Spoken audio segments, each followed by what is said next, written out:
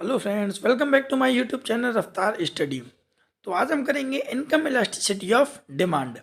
Previous video में हमने discussion किया था प्राइस इलास्टिसिटी ऑफ डिमांड। इस वीडियो में हम डिस्कशन करेंगे इनकम इलास्टिसिटी ऑफ डिमांड। क्योंकि देखिए, मैंने पहली वीडियो में अपना डिस्कशन किया था कि हम 3 प्रकार के इलास्टिसिटी ऑफ डिमांड पढ़ेंगे। एक तो था इनकम इलास्टिसिटी, पहला था हमारा प्राइस इलास्टिसिटी। ये सेकेंड आज हम पढ़ेंगे income elasticity. And next video में हम पढ़ेंगे क्रॉस इलास्टिसिटी। 3 होते थे, पहला हमने कवर कर दिया। यदि आपने पहली वीडियो नहीं देखी है तो आपको डिस्क्रिप्शन बॉक्स में लिंक आपको मिल जाएगा, आप वहाँ पर जाकर के पहली वीडियो देख सकते हैं। क्योंकि तीनों ही जो इलास्टिसिटी ऑफ वो हैं, वो तीनों ही ज़्यादा एग्जाम पॉइंट ऑफ व्यू से इम्पॉर्टेंट क्वेश्चन है। यदि आपको इस वीडियो की पीडीएफ चाहिए तो आप डिस्क्रिप्शन बॉक्स में जा करके पीडीएफ मिल जाएगी आपको। सब्सक्राइब करना ना भूलें। आगे जब हम बात करते हैं इनकम इलास्टिसिटी ऑफ डिमांड की, तो सबसे पहले समझेंगे ये है क्या। देखिए, प्रीवियस वीडियो हमने समझा था प्राइस इलास्टिसिटी ऑफ डिमांड क्या था। ठीक है, प्राइस इलास्टिसिटी का मतलब हमने समझा था कि डिमांड पे कुछ चेंज आ रहा है प्राइस ऑफ गुड्स के रेस्पॉन्स में, तो वो क्या था, प्राइस इलास्टिसिटी था। मेजर डिग्री चेंज इन, क्या बोल सकते हैं वहाँ पे, देखो मैंने एक सिंपल डेफिनेशन बताई थी, measure degree change in quantity demand due to change in its price. अब यहाँ पे वही सेम डेफिनेशन आप सेम रख सकते हैं, बस माइनर चेंज करेंगे आप। क्या कि major degree change in quantity demand due to change in its income. आप देखिए और समझते हैं लैंग्वेज के हिसाब से। This refers to the responsiveness of quantitative demand of a goods, quantity demand of goods और services to change its income. देखिए बोल दिया ना इसने कि रेस्पॉन्सिवनेस। अब देखिए यहाँ पे क्या है, क्वांटिटी डिमांड में जो भी चेंज आएगा गुड्स एंड सर्विसेज में, जो भी गुड्स एंड सर्विसेज के क्वांटिटी डिमांड में जो चेंज आएगा, change in its income, income के चेंज होने से। ठीक है, this can be calculated the percentage is quantity demand divided by the percentage change in income. देखिए सिंपल है, मैंने बताया किसी भी कह सकते हैं किसी भी पर्सन की यदि इनकम चेंज होती है तो उसके डिमांड और गुड्स एंड सर्विसेज में भी चेंज आएगा। ये तो ऑब्वियसली सी बात है। क्योंकि देखिए, यदि कोई व्यक्ति 10 रुपये कमा रहा है, 10 रुपये कमा कमा करके वो मान लीजिए 5 यूनिट कंजप्शन करना है किसी प्रोडक्ट के। अब जैसे यदि उसकी इनकम बढ़ती है, मान लीजिए 10 से वो 20 हो जाती है, तो उसकी जो कंजप्शन लेवल है वो भी क्या होगा, इंक्रीज होगा। ठीक, तो सेम में यही बता रखा है कि इनकम के चेंज आने से जो चेंज आता है किसमें, हमारे क्वांटिटी डिमांड एंड सर्विसेज में, गुड्स एंड सर्विसेज में, वो क्या कहलाता है, income elasticity of demand. Price elasticity में हमने 5 केसेस पढ़े थे, सेम एज हम इसमें भी पढ़ेंगे। देखिए यहाँ पे कैलकुलेट कैसे किया जाता है, फॉर्मूला भी बताया गया है आपको। Income elasticity equal to proportionate change in quantity, change in मतलब क्वांटिटी में कितना चेंज आया, quantity demand divided by proportionate change in income, income में चेंज आने से। ठीक है, ये तो आपका फॉर्मूला बन जाएगा। एक एक करके हम समझते हैं केसेस को।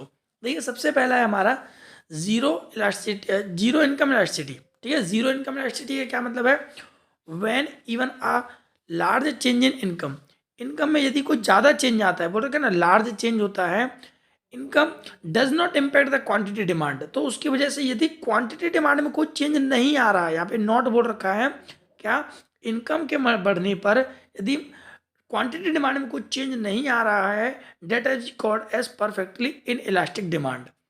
यहाँ पे ई वाई का मतलब, वाई का मतलब क्या है, इनकम से है, वाई को डिनोट किया जाता है इनकम से। ठीक है ना, तो E Y equal to zero, क्योंकि जीरो इनकम इलास्टिसिटी यहाँ पे डिनोट कराया गया है। अब यहाँ पे हम ग्राफ भी समझते हैं। देखिए ग्राफ क्या कह रहा है, इनकम के चेंज आने पर, देखिए यहाँ से क्या समझना है, देखिए इनकम तो चेंज हो रहा है, यहाँ से यहाँ पहुँच गया, बट जो डिमांड है, देखिए डिमांड कांस्टेंट है हमारा, ये चेंज नहीं हो रहा है। ये इनकम तो वाई से वाई वन पहुंच गया, मतलब इनकम इंक्रीज हो रहा है, बट जो डिमांड है वो रिमेन कांस्टेंट है। यहाँ पे कांस्टेंट है, ये कांस्टेंट दिखा रखा है। ठीक है, क्यों दिखा रखा है, क्योंकि हमारा जो डिफाइंड है वो भी यही बोल रहा है कि मनी में तो चेंज आ रहा है, ये बोल रखा है ना, यहाँ पे चेंज आ रहा है, बट यहाँ पे जो ये कह रखा है मनी में चेंज आ रहा है, बट क्वांटिटी डिमांड में कोई चेंज नहीं है। इसको क्या बोला जाता है, परफेक्टली इनइलास्टिक डिमांड। समझ में आ गया होगा ऑप्शो। नेक्स्ट केस समझते हैं हम, negative income elasticity. Negative income elasticity का क्या मतलब है, व्हेन इनकम इंक्रीज। अब इनकम इंक्रीज हो रहा है, यहाँ पे समझिएगा, income increase quantity demand fall, quantity demand है वो गिर जाता है।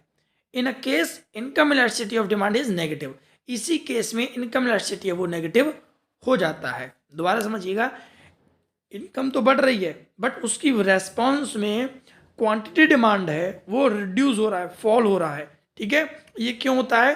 ये गुड्स की वजह से होता है। हमने दो गुड्स पढ़े थे, इन्फीरियर गुड्स और नॉर्मल गुड्स, ये वही केस है। ठीक है ना, तो इनकम क्या हो जाता है? नेगेटिव हो जाता है हमारा, सॉरी, जो डिमांड है वो कम हो जाता है इनकम के इंक्रीज होने से। इसी को क्या बोला है? Negative income elasticity. इसका ग्राफ समझते हैं हम कैसे बनेगा। देखिए, ये दिखा रखा है ग्राफ हमको। देखिए ग्राफ क्या है, देखिए इनकम तो बढ़ रहा है हमारा, y से y1 पहुंच गया, बट क्वांटिटी रिड्यूस हो रहा है। और हमको पता है जो डिमांड कर्व है वो लो जाता है, डाउनवर्ड स्लोप होता है, क्योंकि इन रिलेशनशिप होता है किसका? प्राइस एंड क्वांटिटी का। वो कैसा? इनवर्स होता है। देखिए इनकम बढ़ रही है बट जो क्वांटिटी है वो पर्टिकुलर रिड्यूस होती जा रही है, क्योंकि Q से Q1 शिफ्ट हो गया और Y से Y1 शिफ्ट हो गया। ठीक है, यदि पर्टिकुलर किसी एक के बारे में आता है तो आप इसको अच्छे से समझा सकते हैं, एक फिगर को ही एक्सप्लेन कर सकते हैं। ठीक है ना, कि जो Y है Y denoted income, income is increases but the quantity demand is reduce, falls. ठीक है, समझ में आ गया होगा। आगे चलते हैं।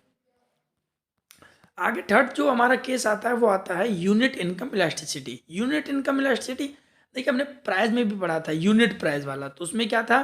जो कि इनकम के इक्वल था, 1 के इक्वल था। समझते हैं यहाँ पे भी, when an increase in income, income के इंक्रीज होने पर bring about a proportionate increase in quantity demand. Income बढ़ रहा है तो उसके रेस्पॉन्स में उसी के बराबर बराबर क्या बढ़ रहा है? क्वांटिटी डिमांड भी बढ़ रहा है। It is unit income elasticity. इसी को क्या बोला गया है? इनकम यूनिट इलास्टिसिटी बोला गया है, जिसमें ई वाई बराबर हो गया 1 के। ठीक है ना, यहाँ पे बता रखा है ई वाई इक्वल टू 1। याद रखना आप क्वेश्चंस को, नेगेटिव में क्या हो रहा था? जो जीरो से भी वो क्या था? कम था, वो नेगेटिव था। ठीक है ना, ऐसे करके एक एक केसेस को आप याद रखना। अब देखिए यहाँ पे क्या हो रहा है, यहाँ पे समझते हैं।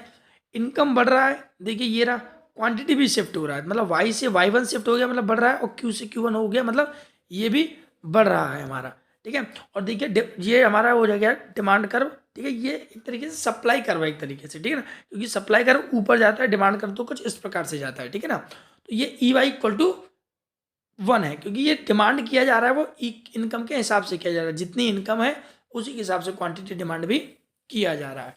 विदाउट फिगर आप इसको एक्सप्लेन मत करना, क्योंकि आपको थोड़ा क्लेरिफिकेशन नहीं मिल पाएगा।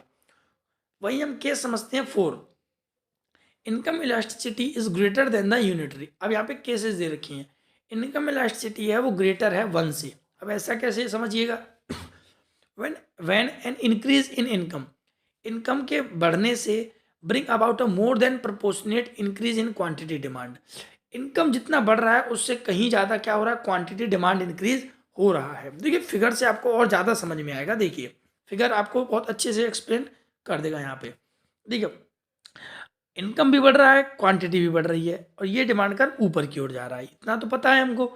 अब इसमें डिफरेंस क्या है? देखिए समझने वाली जो बात है वो ये है कि इनकम बढ़ तो रहा है बट देखिए माइनर बढ़ रहा है, बिल्कुल थोड़ा सा बढ़ रहा है। वाई से वाई वन शिफ्ट तो हुआ बट उसका डिस्टेंस देखिए आप, और क्यू से क्यू वन का डिस्टेंस देखिए, तो वाई है वो कम है देन कंपेरिजन टू क्वांटिटी के। मीन्स इनकम के थोड़ा सा चेंज होने पर क्वांटिटी में जब ज़्यादा चेंज आ जाता है उसको क्या बोला जाता है? हमारा ये बोला जाता है income elasticity is greater then unit.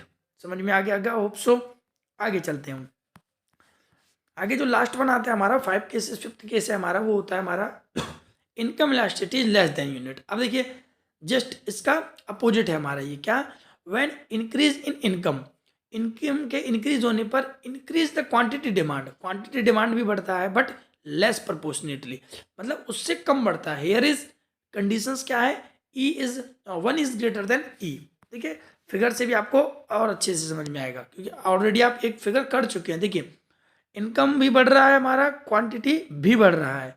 बढ़ रहा है कैसे पता चला मेरे को? क्योंकि y से y1 शिफ्ट हो गया ये हमारा।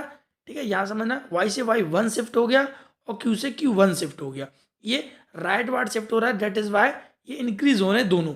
बट यहाँ पे जो ध्यान देने वाली बात है वो देखिए, y को ज़्यादा ही चेंज हो रहा है बट क्वांटिटी माइनर चेंज हो रहा है।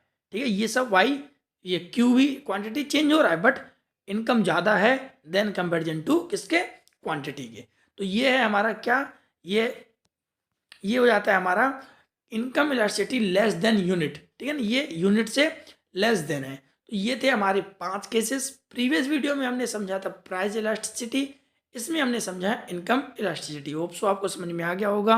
आपको समझ में आ गया होगा तो लाइक सब्सक्राइब जरूर करना वीडियो को, क्योंकि आने वाली वीडियोस आपको भी मिल सकें, क्योंकि पूरी जो सीरीज़ है हमारी इकोनॉमिक्स की वो आपको हमारे इस यूट्यूब चैनल रफ्तार स्टडी में पूरी कंप्लीट सिलेबस आपको मिलेगा, फुल ऑफ, जो कि इस वीडियोस को सभी को एग्जाम पॉइंट ऑफ व्यू को देख करके बनाया जा रहा है। आपको पीडीएफ डिस्क्रिप्शन बॉक्स में मिल जाएगा।